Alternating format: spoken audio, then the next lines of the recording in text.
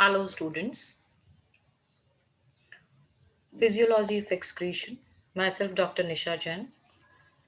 आज इसका हम नेक्स्ट टॉपिक स्टार्ट करेंगे, physiology of excretion.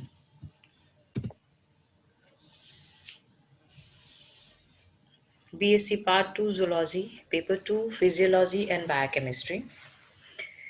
Physiology of excretion, we have already done structure and function of kidney, urine formation।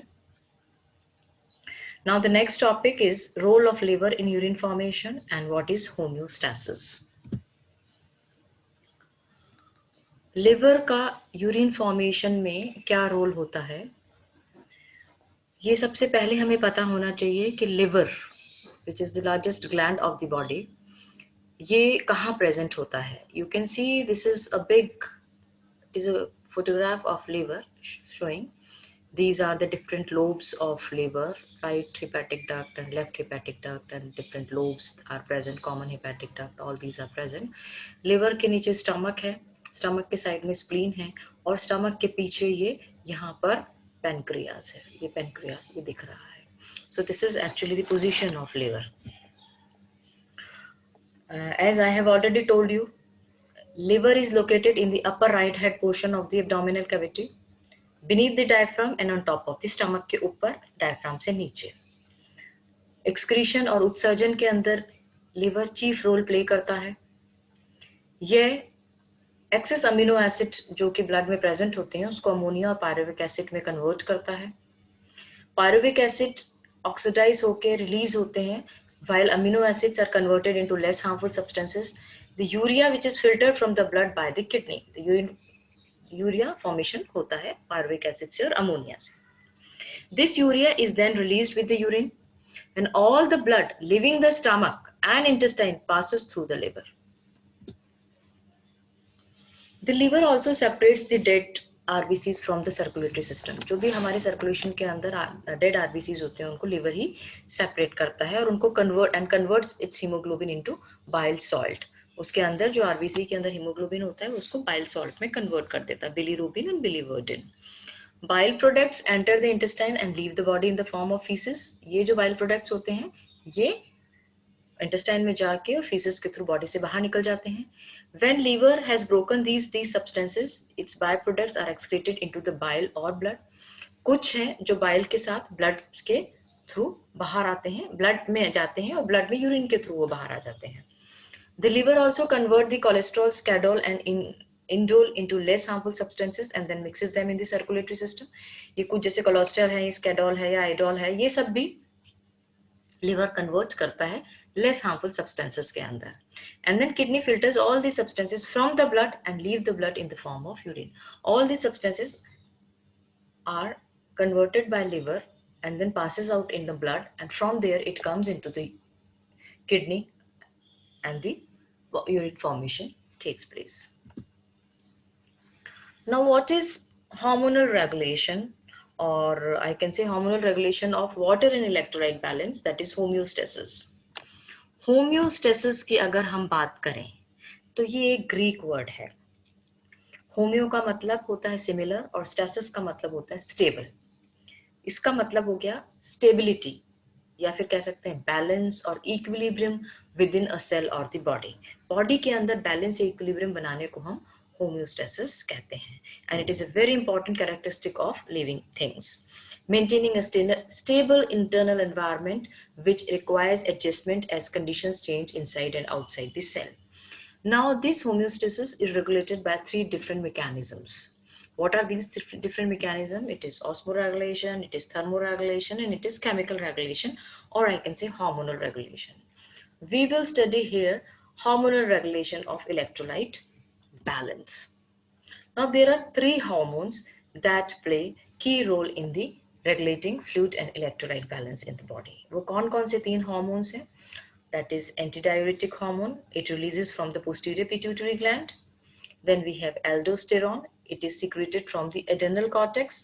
Then we have atrial natriuretic peptide, it is produced by the heart। So these are the important hormones which play important role in the homeostasis or in the, I can say, balance के लिए। Now, what are these three hormones do? What they do? If you are talking about, अगर हम बात करें ADH की, तो it prevents fluid loss, promotes conservation of water. अगर हम बात करें एल्डोस्टेरोन की, regulates blood sodium level, increase sodium reabsorption in the distal convoluted tubule and collecting duct of the nephron in the kidney, conserves sodium, may also lead to the water retention when ADH is present because water follows salt. अगर हम atrial नेट्रियाटिक peptide की बात करें तो it promotes both fluid and sodium loss by the kidney, release from the atria and stimulated when blood volume and pressure are elevated. Three major effects क्या हैं? Decrease aldosterone, release to decrease sodium reabsorption and increase sodium loss in the urine. It decreases ADH release to decrease water reabsorption and increase water loss to lower blood volume and pressure. It decreases thirst, प्यास को कम करता है ये. अगर hormonal regulation की हम बात करें, how this regulation takes place, you can see here, this is a hypothalamus. It is a part present in the brain. ये ब्रेन के अंदर एक पार्ट होता है जिसको हम बोलते हैं हाइपोथैलेमस. अगर वाटर, टू मच वाटर, अगर ब्लड के अंदर वाटर बहुत ज्यादा होता है तो ये मैसेज सेंड करता है पिट्यूटरी को कि ADH रिलीज स्टॉप्स. पिट्यूटरी को कहता है आप जो ADH रिलीज कर रहे हो उसको स्टॉप कर दो या फिर डिक्रीज कर दो. जैसे ही ADH रिलीज कम होता है, water level in the blood decreases. जो वाटर ब्लड के अंदर था वो कम हो जाता है एंड वाटर लेवल जब मिनिमम या बैलेंस हो जाता है, then it goes again, this it gives a stimulus to the receptor that hypothalamus को पता लग जाता है कि ब्लड के अंदर वाटर जो था ज्यादा था वो कम हो गया है, ADH ने उसको कंट्रोल कर लिया है. अगर उल्टा होता है, अगर हाइपोथैलेमस को पता लगता है कि too little water in the blood के अंदर बहुत कम वाटर प्रेजेंट है, तो ये पिट्यूटरी को बोलता है कि ADH को रिलीज करो, इसका स्टार्ट करो या फिर इंक्रीज करो. ADH जो एंटी डाययूरेटिक हार्मोन जो होता है उसको ज्यादा रिलीज करो. जब वो ज्यादा होगा तो क्या होगा, ब्लड के अंदर वाटर का लेवल ज्यादा हो जाएगा और ये ब्लड लेवल, वाटर लेवल जब ब्लड के अंदर नॉर्मल हो जाएगा तो ये हाइपोथैलेमस को मैसेज करेगा it is control. So this is how this regulation takes place. Now there is one more thing which is associated with this homeostasis, that is renin-angiotensin aldosterone system. What is renin-angiotensin aldosterone system? Now this is a picture which is clearly showing this, that liver produces a angiotensinogen.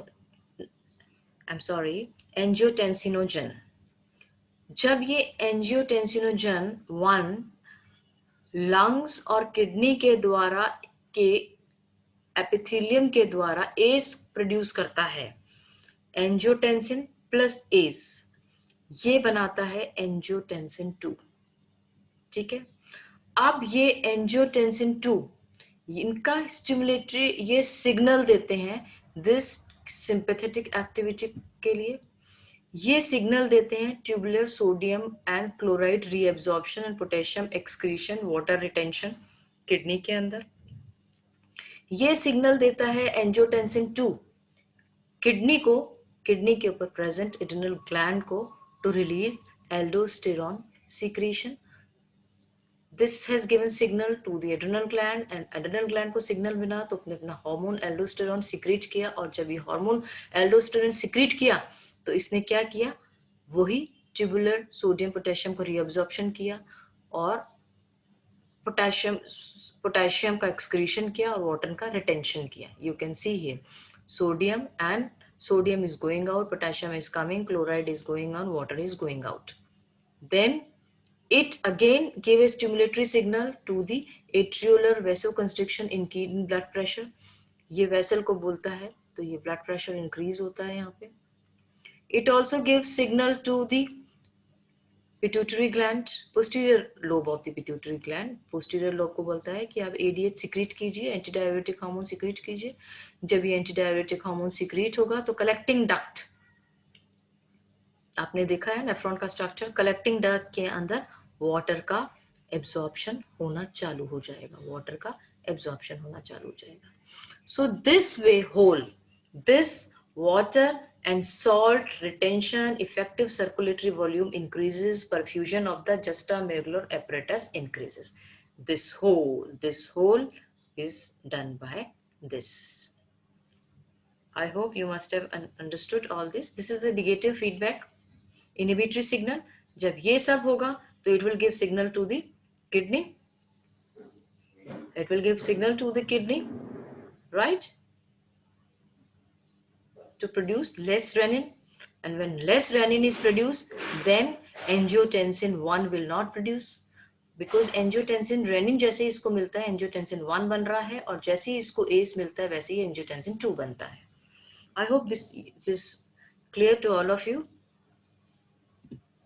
This finishes your physiology of excretion. I have completed this in 4 lectures and thank you very much once again. Thanks a lot. हम लोग दोबारा मिलेंगे एक नए chapter के साथ.